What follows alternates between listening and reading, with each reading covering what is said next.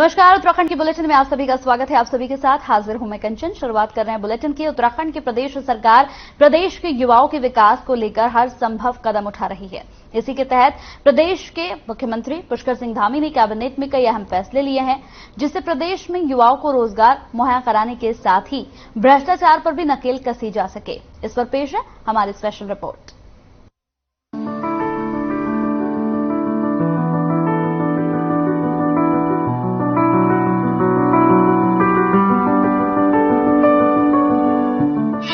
धाकड़ धामी के धाकड़ फैसले।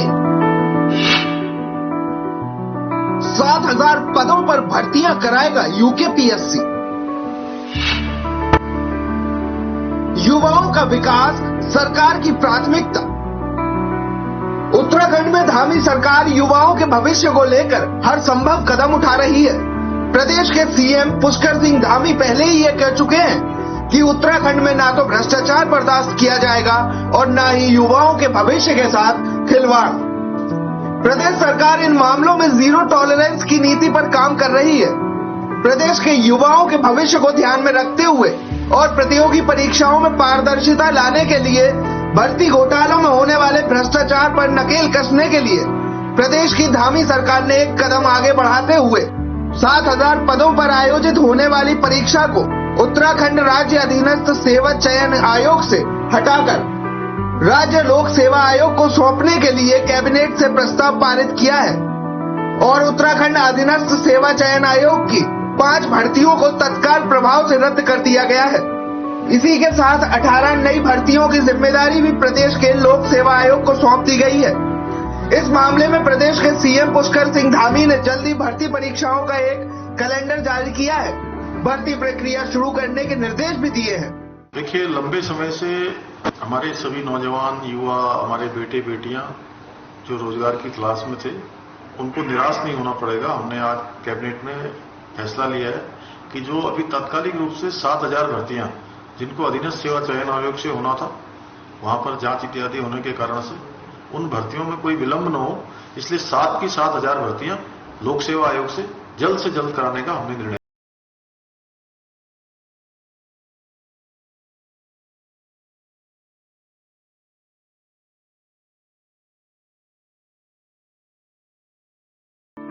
सीएम धामी ने प्रदेश में खेलों को बढ़ावा देने के लिए खेलों में बेहतर प्रदर्शन करने वाले खिलाड़ियों के लिए खेल पुरस्कारों की धनराशि भी बढ़ाई है।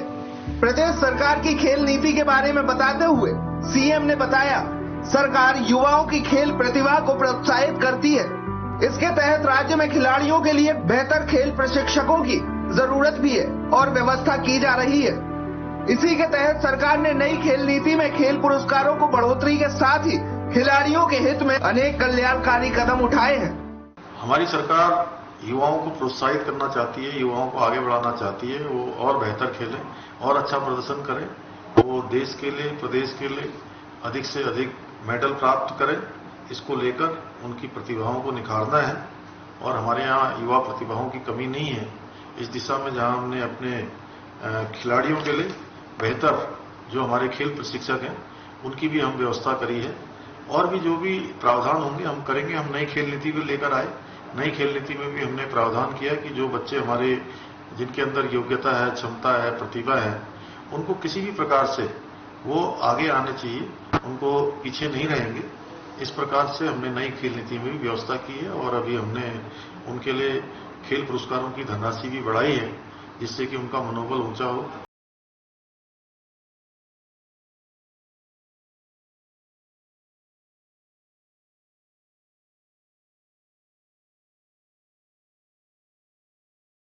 प्रदेश सरकार ने प्रतियोगी परीक्षाओं में पारदर्शिता लाने के लिए अब इन प्रतियोगी परीक्षाओं का जिम्मा राज्य लोक सेवा आयोग को देने का अहम फैसला किया है, जिससे एक तरफ प्रतियोगी परीक्षाओं में पारदर्शिता लाई जा सके, वहीं दूसरी तरफ भ्रष्टाचार में भी नकेल कसी जा सके।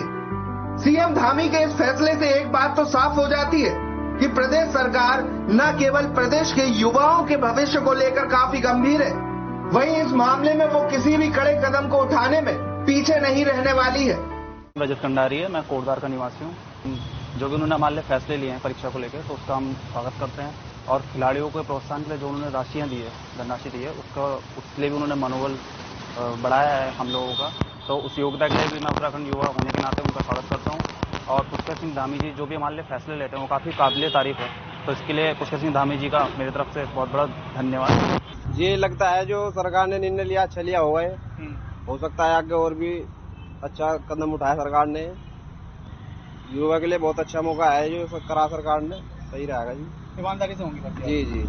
अच्छा, ये खेल की जो प्रोत्साहन राशि है जो खिलाड़ियों को जो मिलती है सरकार की ओर से, इसका राशि बढ़ा दी सरकार ने, इससे क्या कुछ फायदा मिलेगा खिलाड़ियों को? फायदा भी मिलेगा जी, प्रोत्साहन ही बढ़ेगा खिलाड़ियों का। और ऐसे भी कोई खिलाड़ी हैं जो फीस की वजह से नहीं कुछ कर पाते, ऊपर से पोटेंशियल नहीं मिल पाता उन्हें, तो उसके लिए बहुत अच्छी चीज है। तो इससे प्रोत्साहित होंगे खिलाड़ी? जी जी, ज्यादा से ज्यादा खिलाड़ी आएंगे खेल के क्षेत्र में। युवाओं पे बहुत अच्छा प्रभाव पड़ेगा इस चीज का। युवाओं को मौका मिलेगा, ज्यादा से ज्यादा मौका मिलेगा। वे अपने करियर जो तैयारी कर रहे हैं उससे मतलब अपनी परीक्षा देगा, अच्छा मतलब उनका नंबर आएगा। इस तरीके से अच्छा इनका सरकार का अच्छा फैसला है। लोक सेवा आयोग से जो परीक्षा होंगी वो थोड़ा ज्यादा पारदर्शिता से हो सकती है ना? हाँ जी, लोकसभा से जो ये वो परीक्षा होंगी ये सरकार का बहुत अच्छा फैसला है। इससे युवाओं को बहुत मतलब कि जैसे पारदर्शी से होंगी तो युवा एक तो जो अच्छे विद्यार्थी हैं जो पढ़ रहे हैं, जो मेहनत कर रहे हैं, बिना पढ़ने वाले नहीं जाने के मेहनत, जो बच्चे मेहनत कर रहे हैं वो अपना मौका लेके मेहनत जिन्होंने कर रखी उन्हें मौका मिलेगा और वे अपना नौकरी मिलेंगी अच्छी। चलो, अच्छा, दूसरी ये है कि जो खेल जो खिलाड़ियों को जो राशि मिलती है सरकार की तरफ से पुरस्कार मिलता है, सरकार ने वो पैसे जो है बढ़ा दिए धनराशि। हाँ जी, तो उसकी किस तरह जो बहुत ही अच्छा बढ़िया फैसला है सरकार का।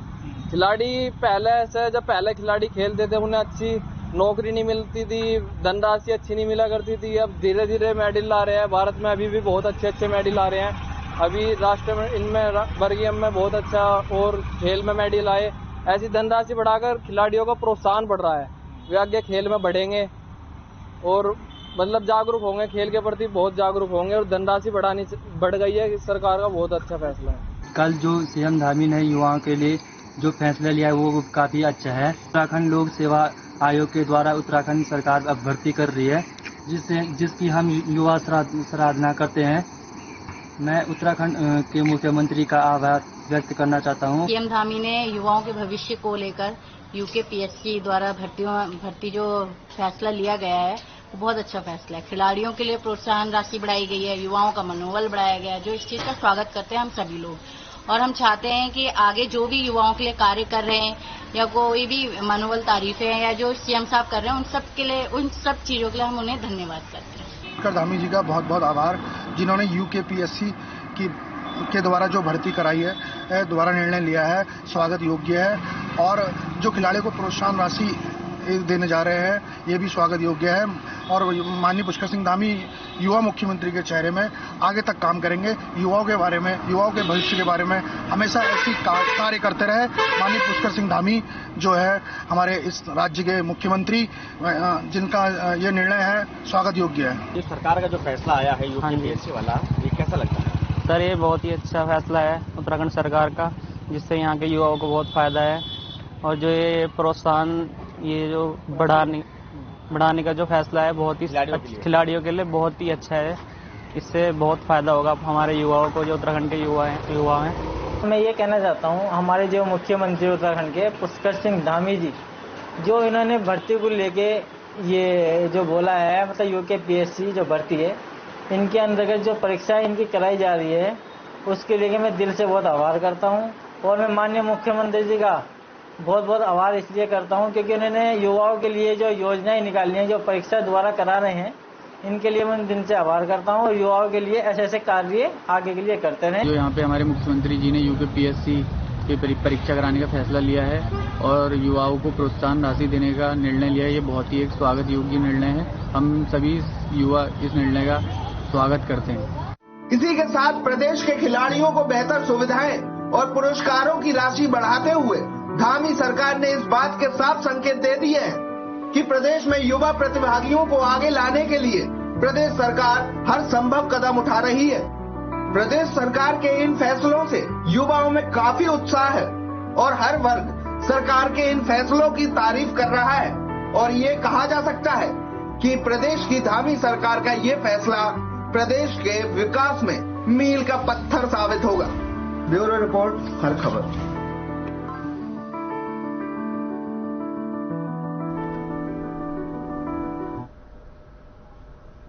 बढ़ते अगली खबरों की ओर तो भारत रत्न पंडित गोविंद वल्लभ पंत के 135वें जन्म दिवस पर मुख्यमंत्री पुष्कर सिंह धामी ने उन्हें श्रद्धांजलि अर्पित की। उन्होंने स्वर्गीय पंडित गोविंद वल्लभ पंत को महान विभूति बताया। राजधानी देहरादून में सर्वे चौक स्थित IRDT सभागार में आयोजित कार्यक्रम में सीएम धामी ने कहा कि भारत रत्न गोविंद वल्लभ पंत द्वारा देश के लिए किए गए योगदान से शायद ही कोई शख्स परिचित न हो। उत्तर प्रदेश के प्रथम मुख्यमंत्री और भारत के चौथे गृह मंत्री के तौर पर गोविंद वल्लभ पंत ने देश के बुनियादी ढांचे को तैयार करने के लिए अपना अहम योगदान दिया है। वैसे तो पंत मूल मराठा ब्राह्मण परिवार से ताल्लुक रखते थे, लेकिन उनका जन्म और प्रारंभिक जीवन उत्तराखंड के अल्मोड़ा क्षेत्र से ही गुजरा है। सन 1957 में गणतंत्र दिवस के अवसर पर पंत जी को भारत की सर्वोच्च उपाधि भारत रत्न से विभूषित किया गया। सीएम धामी ने कहा कि पंत जी के सफल नेतृत्व में उनकी सरकार उत्तराखंड और देश को आगे बढ़ाने का काम कर रही है।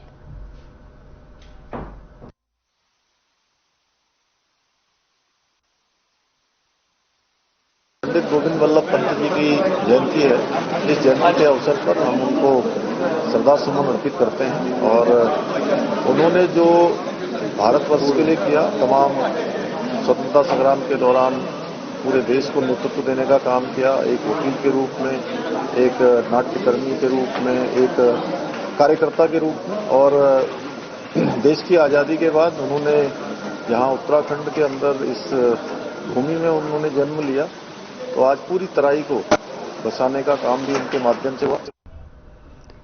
तो वहीं दिनेशपुर के नगर पंचायत परिसर के सामुदायिक सभागार भवन में पंडित गोविंद वल्लभ पंत की जयंती मनाई गई। यहां नगर पंचायत बोर्ड और बीजेपी कार्यकर्ताओं ने पंडित गोविंद वल्लभ पंत के यहां तस्वीर पर माल्यार्पण कर पुष्पांजलि अर्पित की। यहां आयोजित सरस्वती विद्या मंदिर की ओर से बच्चों के लिए सांस्कृतिक कार्यक्रम का भी आयोजन किया गया। इस आयोजन गोष्ठी में वक्ताओं ने भारत रत्न पंडित गोविंद वल्लभ पंत का स्वतंत्रता संग्राम आंदोलन में योगदान को याद किया। इसी बीच नगर पंचायत समाचार में अंशु सरकार ने कहा कि पंडित पंत ने स्वतंत्रता आंदोलन में यहां पर असहयोग आंदोलन, साइमन कमीशन के बहिष्कार और नमक सत्याग्रह में बढ़ चढ़कर प्रतिभाग किया था।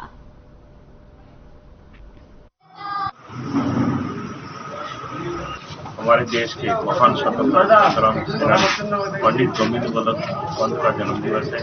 इस अवसर पर दिनेशपुर नगर पंचायत में बड़े हर्षोल्लास से और स्कूली बच्चों का सांस्कृतिक प्रोग्राम के साथ आज बहुत सुंदर कार्यक्रम संपन्न हुआ। वल्लभ पंत जी का जन्म दिवस बड़े हर्षोल्लास के साथ मनाया गया है।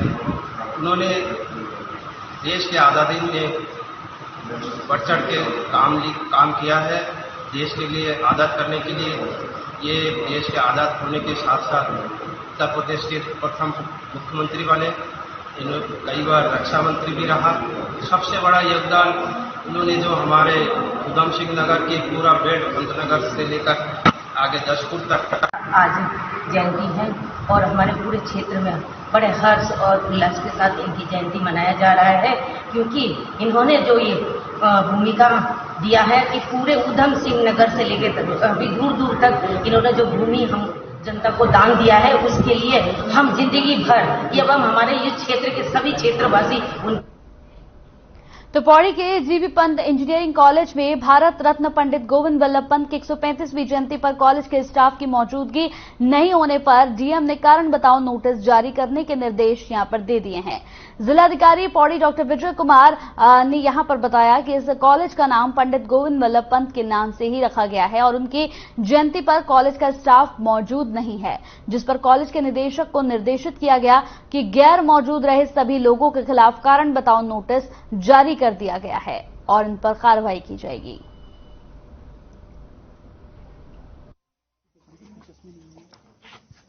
जो हमारे कैंपस है, क्योंकि ये संस्थान गोविंद वल्लभ पंत जी के नाम से ही इस कैंपस को जाना जाता है, तो हमारी अपेक्षा थी कि यहाँ पे अधिक से अधिक संख्या में जो यहाँ के कार्मिक हैं, यहाँ के जो प्राचार्य हैं या फिर जो अन्य स्टाफ है, उनका उपस्थिति आवश्यक होती है।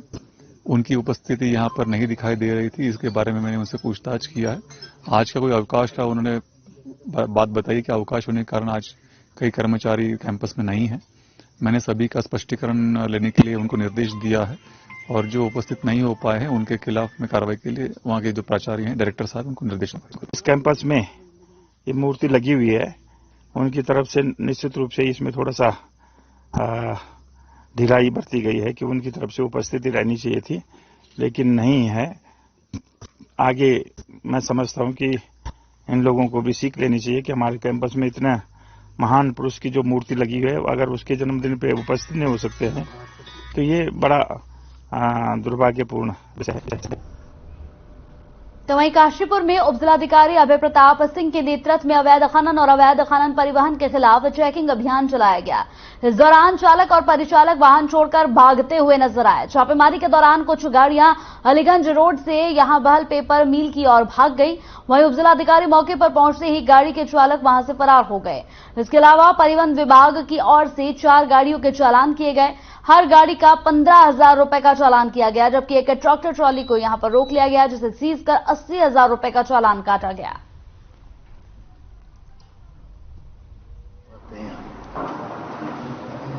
जिलाधिकारी महोदय के आदेश के क्रम में और क्षेत्र में जो विभिन्न शिकायतें प्राप्त हो रही थी कि अवैध परिवहन और अवैध खनन दोनों हो रहा है, तो इसको लेकर अभियान चलाया जा रहा है। कल रात जो है महुआ खेड़ागंज में चलाया गया और अलीगंज रोड पे चलाया गया। पिछले 2 दिनों से लगातार अभियान चलाया जा रहा है और इसमें हमने लगभग 5 गाड़ियां सीज की हैं और 6 गाड़ियों का हमने MV एक्ट में चालान किया है और ये अभियान लगातार चलता रहेगा। किसी प्रकार के क्षेत्र में अवैध परिवहन या ओवरलोडिंग स्वीकार नहीं रहेगा।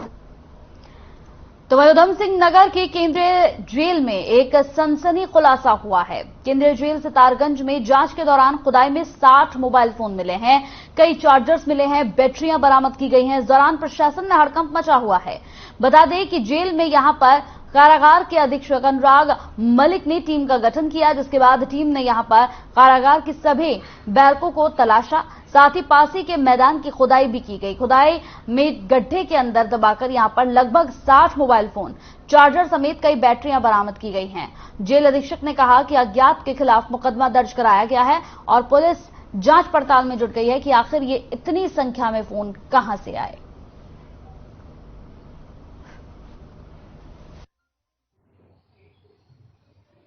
एक प्रकरण प्रकाश में आया था जिसमें जेल अधीक्षक की तरफ से एक तहरीर हम लोगों को प्राप्त हुई थी। तो उस तहरीर के आधार पर सितारगंज थाने में इसमें सुसंगत धाराओं में अभियोग पंजीकृत किया गया और इसकी विवेचना की जाएगी और इस विवेचना में जो भी तथ्य प्रकाश में आते हैं उन लोगों के खिलाफ कड़ी कार्रवाई की जाएगी। और डिस्ट्रिक्ट एडमिनिस्ट्रेशन, हमारा पुलिस फोर्स जितने भी हैं, SOG से लेकर अन्य हमारी जो एजेंसीज हैं, वो लगातार वहां पर इसकी जांच कर रही हैं कि कैसे आया, कौन कौन लोग इन्वॉल्व थे। अगर जेल प्रशासन के लोग इन्वॉल्व होंगे तो उनको कड़ी से कड़ी सजा मिलेगी। ले जाने वाले कौन था, देने वाला कौन था, सहायता करने वाला कौन था, इन सारी चीजों पर बहुत ही विस्तृत रिपोर्ट प्रस्तुत होने वाली है 1 आध दिन में। तो एक बार फिर से शराब पीने से मौत की खबर सामने आई है। बताया जा रहा है कि फूलगढ़ गांव में शराब पीने से 4 लोगों की संदिग्ध मौत हो गई। जानकारी के मुताबिक शराब पीने से सबसे पहले कुछ लोगों की तबीयत बिगड़ी, जिसके बाद 4 लोगों की अचानक से मौत हो गई, जिससे ग्रामीणों में काफी ज्यादा आक्रोश है। साथ ही यहां पर गांव वालों ने प्रधान पद के प्रत्याशी पर शराब पिलाने का आरोप लगाया। सूचना मिलते ही पुलिस मौके पर पहुंची और मृतकों के शवों को पोस्टमार्टम के लिए भेज दिया गया। वहीं SSP योगेंद्र रावत का कहना है कि 4 मृतकों के शवों को पोस्टमार्टम के लिए भेजा गया है। फिलहाल इस पूरे मामले पर तफ्तीश से जांच पड़ताल की जा रही है।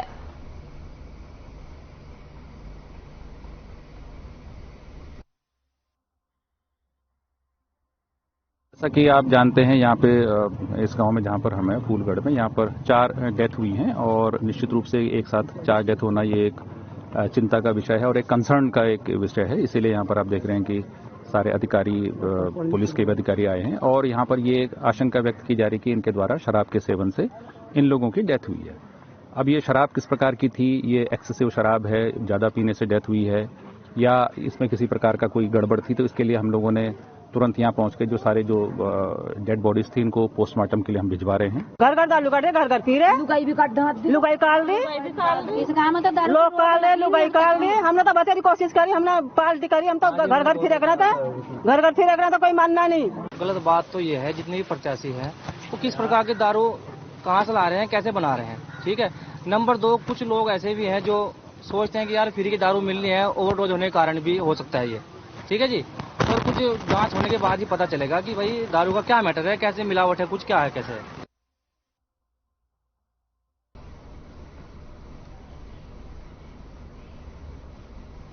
तो भारत नेपाल सीमा के पास बादल फट गया। बादल फटने से यहां धारचूला के खोतिला गांव में सबसे ज्यादा तबाही हुई है, जहां धारचूला, मल्ली बाजार और नेपाल के यहां पर लास्को समेत कई इलाकों के घरों में पानी घुस गया। तस्वीरें आप देख रहे हैं टीवी स्क्रीन पर, जिससे कि नदी के किनारे बसे इलाकों में भी काफी नुकसान हुआ है और साथ ही साथ कई घर भी क्षतिग्रस्त हो गए हैं। जानकारी के मुताबिक काली नदी में आई बाढ़ का नुकसान भारत और नेपाल दोनों देशों को झेलना पड़ा है।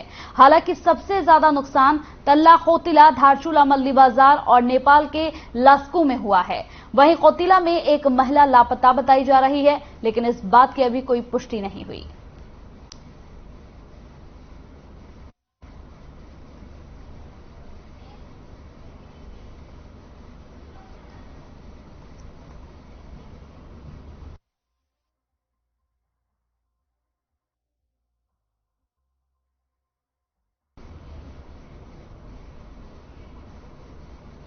तो वहीं पिथौरागढ़ के धारचूला में शुक्रवार की रात हुई मूसलाधार बारिश ने धारचूला बाजार में फिर से तबाही मचा दी है। पहाड़ी से बरसाती पानी के साथ आया मलबा कई घरों में घुस गया है। बाजार की अगर हम बात करें तो बाजार की सड़क भी मलबे से यहां पर पट गई है। सड़क पर पार्क किए गए वाहन भी मलबे में दब गए हैं। मल्ली बाजार, ग्वालगांव, खोतिला में सड़कों पर पानी भरा हुआ है, मलबा जमा हो गया है। भारी बारिश के चलते काली नदी का जो पूरा पानी है उसका स्तर भी काफी ज्यादा बढ़ गया है। तटबंध के ऊपर नदी बहने लगी है। इसके अलावा मौसम को देखते हुए स्थानीय प्रशासन भी अलर्ट हो गया है। एसडीआरएफ और पुलिस सतर्क है। इधर नेपाल की ओर भी काफी तबाही मची हुई है। सबसे ज्यादा आपको बता दें कि नेपाल में भी तबाही मची है। कुछ मकानों के ध्वस्त होने और लोगों के लापता होने की भी सूचना बताई जा रही है। काली नदी के रौद्र रूप का अंदाज इसी से लगाया जा सकता है कि नेपाल में काली नदी के किनारे बनी सड़क पर पानी बह रहा है और हर तरफ तबाही तबाही है।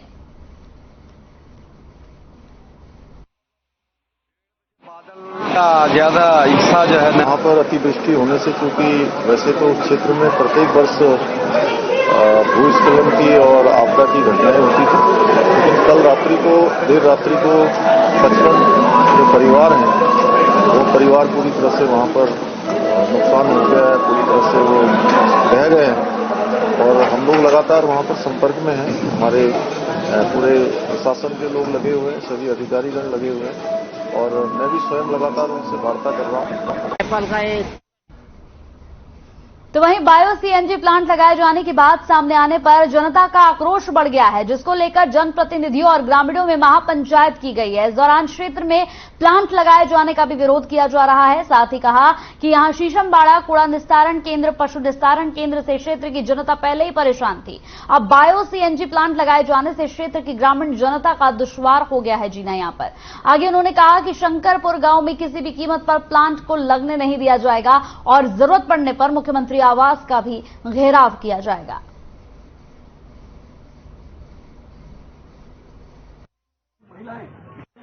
बताएं, हम तो शीशमबाड़ा की लड़ाई लड़ रहे थे, परंतु सरकार ने हमें एक और तोहफा शंकरपुर नगर निगम में दे दिया है। अब हमें इसकी भी लड़ाई लड़नी पड़ेगी।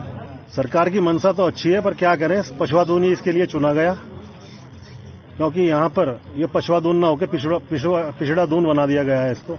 आज इकट्ठे हुए हैं। कल पेपर में आया था कि यहाँ पे जो गौशाला है इसमें कूड़ा निस्तारण का प्लांट लगाया जाएगा, जो इससे पहले शीशमबाड़ा में लगाया गया था। क्षेत्र के सब जिम्मेदारों को बुला के ये कहा गया था कि भैया इसमें बदबू नहीं आएगी, इसका कूड़ा निस्तारण किया जाएगा, काश्तकारों को इससे फायदा होगा, खाद मिलेगा। वो उसका सब उल्टा हुआ। पूरे क्षेत्र में दूर दूर तक बदबू आती है, हवा के साथ में बदबू जाती है 10-10 किलोमीटर दूर तक। देखिए, ये बड़े दुर्भाग्य की बात है कि हमारे सहसपुर और पछुआ दून को पहले टचिंग ग्राउंड दिया गया, और अब ये बायोगैस प्लांट क्या ये जो नाम से जो ये कूड़ा घर यहाँ पे खोला जाएगा, ये बड़े दुर्भाग्य की बात है। और मैं तो ये कहना चाहूंगा कि हर एक जनप्रतिनिधि इसमें पूरा आंदोलन करेगा और पूरा प्रधान संगठन अपने क्षेत्र के साथ कंधे से कंधा मिलाकर आंदोलन में साथ देगा और फिर चुप हो जाएंगे।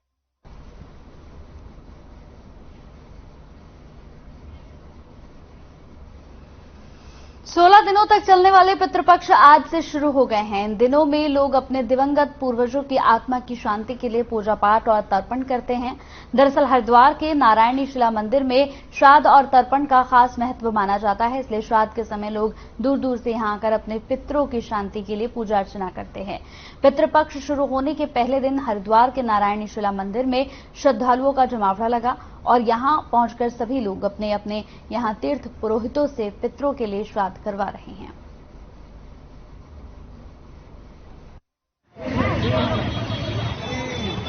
आज जो पूर्णमासी से अमावस्या तक का 16 दिन का जो पक्ष होता है, इसमें सूर्य कन्यागत होता है, कनागत भी बोलते हैं, महालय पक्ष भी बोलते हैं और श्राद्ध पक्ष भी बोलते हैं। आज के दिन से हमारे पितृ जो हमारे शरीर छोड़ चुके हैं वो हमारे घर में हमारी श्रद्धा स्वीकारने के लिए पधारते हैं और हम श्रद्धा पूर्वक उनके लिए जो भी करते हैं, हम ब्राह्मण भोजन कराते हैं, श्रद्धा से तर्पण देते हैं, गाय को खिलाते हैं, देवते को, बहन के लड़की के बेटे को बुला के भोजन कराते हैं, तो उसमें अति प्रसन्न होके और हमें पुत्र पौत्र धन धान्य आदि का आशीर्वाद देके हमारे पितृ विदा होते हैं।